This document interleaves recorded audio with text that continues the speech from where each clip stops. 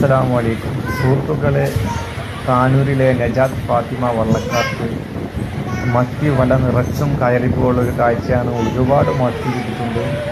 വളരെയധികം സന്തോഷമുണ്ട്. എല്ലാവർക്കും ജോലി ചെയ്യുന്ന എല്ലാവർക്കും ഭയങ്കര സന്തോഷം. മുഫീദും സുഹൈബിനൊക്കെ ഭയങ്കര സന്തോഷമുണ്ട്.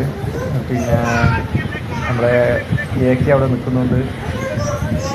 എ.കെ നമസ്കരിക്കുകയാണ്. നിസ്കാരത്തിന് ഒരു വിട്ടുവീഴ്ചയില്ല.